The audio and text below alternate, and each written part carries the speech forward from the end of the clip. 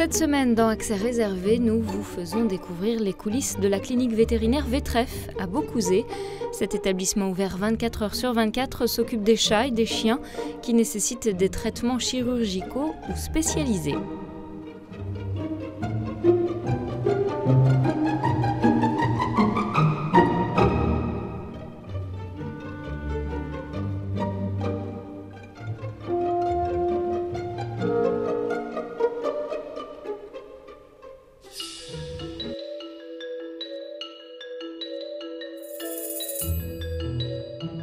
Alors la clinique a été créée en 2010, en janvier 2010, ouverture le 2 ou 3 janvier 2010, donc ça fait un petit peu plus de 7 ans. Nous sommes aujourd'hui 10 vétérinaires à travailler dans cette clinique.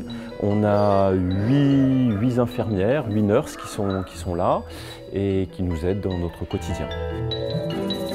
L'animal va avoir un vétérinaire traitant qui va gérer son quotidien, les vaccins, les problèmes de toux, de choses comme ça, les problèmes médicaux simples. Et dès lors qu'il y aura besoin d'actes techniques spécialisés, c'est-à-dire réaliser des scanners, réaliser des fibroscopies, réaliser des chirurgies un petit peu sophistiquées, il va être envoyé vers le centre spécialisé, Vétref. On appelait Vétref parce que ça veut dire vet pour vétérinaire et ref pour référer, c'est-à-dire que le vétérinaire traitant nous réfère le cas pour avoir un acte spécialisé. Nous, on a pris le choix de ne pas avoir d'activité généraliste pour une simple et bonne raison, c'est ne pour pas du tout rentrer en concurrence avec les vétérinaires traitants. Pourquoi? Parce qu'on estime que si on réalise des actes spécialisés, les vétérinaires nous font confiance et on ne va pas derrière, si vous voulez, réaliser des actes d'activité généraliste. Ce n'est pas notre souhait. Donc, des centres comme nous qui ne travaillons qu'en référé, uniquement en référé, là on est beaucoup moins nombreux, puisqu'il y a à peu près 5 ou 6 cliniques en France qui ont décidé de ne faire que des actes spécialisés ou référés. En général, d'un côté pratique, on va réaliser tous les actes techniques qui nécessitent des anesthésies plutôt le matin. D'accord, donc là, ça va arriver, les patients arrivent à peu près à 8 heures, ou s'ils sont hospitalisés, ils sont déjà là, comme vous pouvez en voir derrière nous. Ils vont être là vers 8 heures. On va faire des actes techniques, des anesthésies, les bilans sanguins, les anesthésies générales. Et puis ensuite, les procédures étant réalisées, l'animal va, si c'est quelque chose de simple, sortir l'après-midi ou la soirée. Donc c'est ce qu'on appelle des chirurgies ambulatoires ou des actes ambulatoires. C'est-à-dire qu'il n'y a pas de temps d'hospitalisation ou parfois ils vont être hospitalisés là pour une longue période.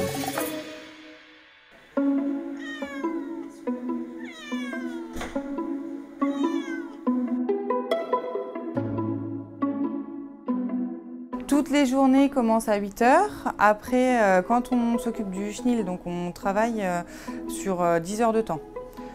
On fait 8h, 13h et 15h, 20h. Pour pouvoir donner les traitements relativement tôt et assez tard, parce qu'il faut 12 heures, normalement 10-12 heures de battement entre chaque prise d'antibiotiques, choses comme ça. Et après, quand on est au bloc opératoire, il y a des journées où on arrive à 8 heures. On ne sait pas à quelle heure on finit parce que forcément on a des urgences. Et d'autres journées où on finit à 14h30.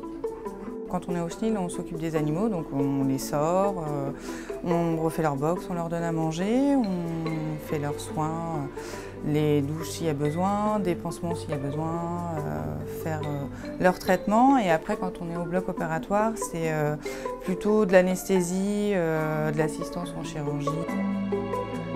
Donc nous, notre mission, c'est plus apporter un confort à l'animal, un réconfort même, parfois. Et après, c'est vraiment s'occuper de son bien-être pendant son hospitalisation ou pendant la chirurgie. Il y a des propriétaires d'animaux qui sont très attachés à leurs animaux, qui préfèrent rester avec eux jusqu'au moment où on les anesthésie. Donc ça, il n'y a aucun souci. Et ils peuvent aussi être là pour le réveil. Donc on sort du bloc opératoire, on attend que le chien soit extubé, soit stabilisé, et on remet l'animal avec ses propriétaires en réveil. Et ça déstresse les propriétaires et les animaux. Donc ça, c'est parfait.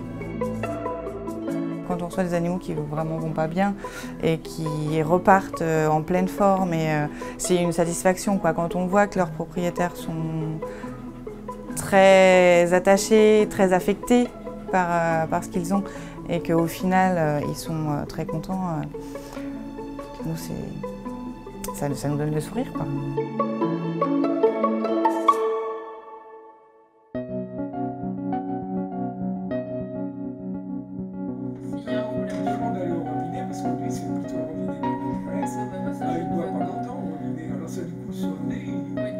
Alors, je suis responsable de tout ce qui est médecine et urgence à la clinique.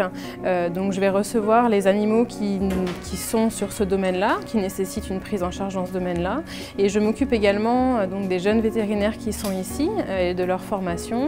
On supervise un petit peu tout ce qui se passe en garde et puis le week-end. La salle de soins elle est organisée de telle façon que tout soit organisé autour en fait, et que ça soit plus pratique pour nous quand on a un animal qui arrive en urgence, qu'on a besoin d'un bilan sanguin ou même le scanner, tout est organisé autour de cette même salle. Donc c'est vraiment le pôle central de la clinique. Voilà, c'est ça le plus important dans la clinique. Les blocs donc, qui sont derrière, ils sont aussi adjacents à cette salle. Ils permettent vraiment d'avoir des animaux qui partent de la salle de soins, qui vont sur les blocs une fois qu'ils sont anesthésiés et préparés pour le bloc opératoire. Et puis une fois qu'ils sortent de la salle, ils vont régulièrement en radiographie pour faire les radiographies après intervention. Donc la radiographie est également à côté. Donc tout s'organise autour de cette salle, les blocs compris. Donc la seule personne qui opère, c'est le docteur Audiquet, c'est le chirurgien de la clinique. Il est avec ce qu'on appelle un assistant donc de seconde main qui va l'aider au niveau des interventions, qui va l'aider au niveau des radiographies et des pansements post-opératoires. Mais c'est lui l'intervenant sur la chirurgie en elle-même. Généralement, au niveau chirurgie, on tourne entre 5 à 7 chirurgies par jour. Et puis on a souvent des fibroscopies, donc des moyens de diagnostic plus par imagerie, par caméra, qu'on rajoute à ces chirurgies-là, sur des animaux anesthésiés également. On en a entre 1 et 3 par jour généralement.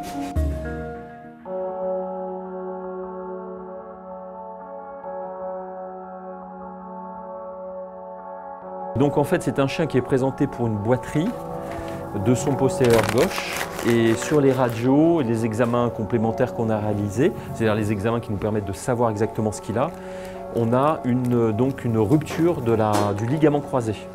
Donc la procédure va consister à faire une arthroscopie du genou, c'est-à-dire rentrer avec une caméra dans le genou, voir exactement ce qui se passe et une fois qu'on aura visualisé ça, réparer le ligament croisé, d'accord? Donc enlever les restes et les petits bouts de ligament croisé et ensuite réparer les ménisques ou enlever des parties de ménisques qui sont abîmées. Et après, on va stabiliser le genou. Donc depuis à peu près 20 ans, on fait maintenant ce qu'on appelle des ostéotomies tibiales. On coupe l'os pour redresser et pour éviter d'avoir une sollicitation du ligament croisé. Chez le chien, on est quasiment toujours obligé de l'opérer parce que le fait d'avoir cette pente tibiale comme ça, chaque fois qu'il pousse, en fait, vous voyez, chaque fois qu'il marche, ça va appuyer, pousser. Alors que l'opération va consister à simplement, à lui, remettre le plateau tibial à zéro.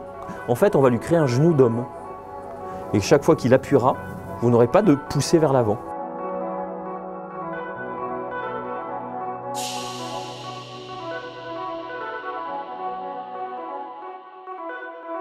Et on ne répare pas le ligament croisé. Voilà.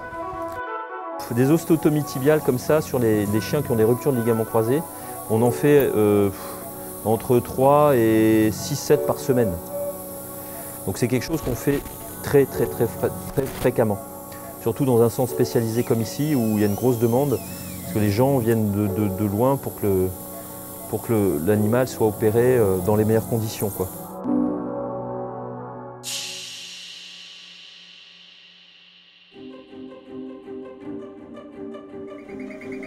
Moi, je suis au sein de l'équipe de la clinique Vettref depuis 2010, depuis quasiment l'ouverture de la clinique. Je suis venu en fait à l'ouverture, il y avait pour moi cette opportunité de venir prendre en charge le service d'imagerie médicale et de développer son activité, donc ce que l'on a pu faire au cours de ces dernières années.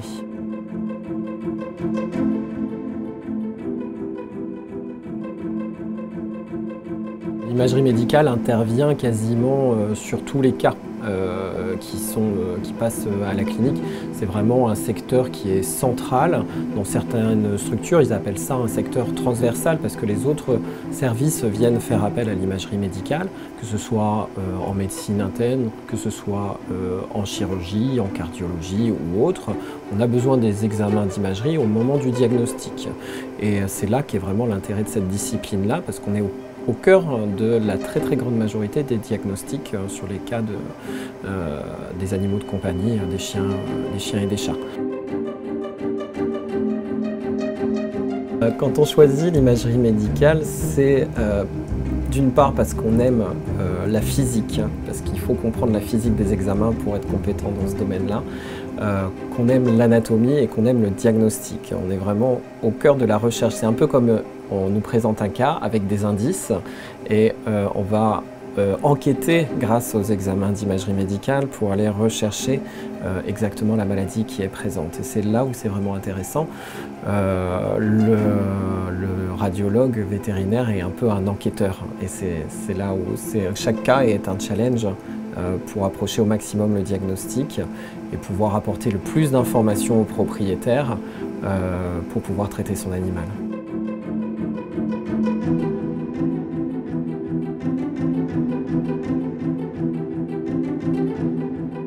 Moi, je ne fais que ça, donc ça me permet d'y développer des compétences plus importantes du fait d'avoir mon activité qui est concentrée sur ce domaine-là.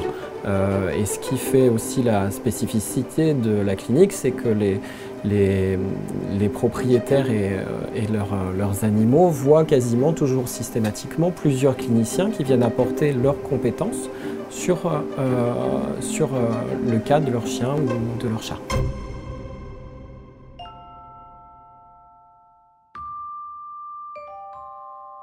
Donc Rocco, c'est un petit chat de 14 ans qu'on a reçu parce que depuis presque un an, il éternue du sang quotidiennement.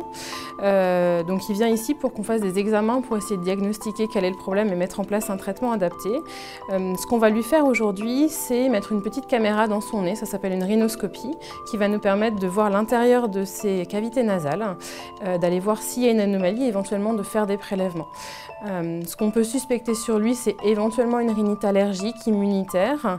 Il y a une hypothèse de tumeur qui est malgré tout présente et puis pourquoi pas un corps étranger au niveau des cavités nasales. Donc c'est cet examen-là qui va nous permettre de savoir pourquoi il éternue du sang.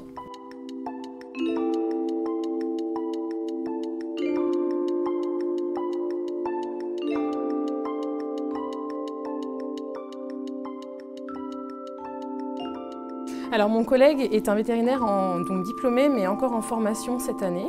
Donc ça lui permet de commencer un petit peu, de voir un petit peu le cas avant, de se faire son propre avis sur le cas. Et puis après par contre un vétérinaire un petit peu plus avec un peu plus d'expérience qui vient superviser le cas et puis parler avec les propriétaires derrière.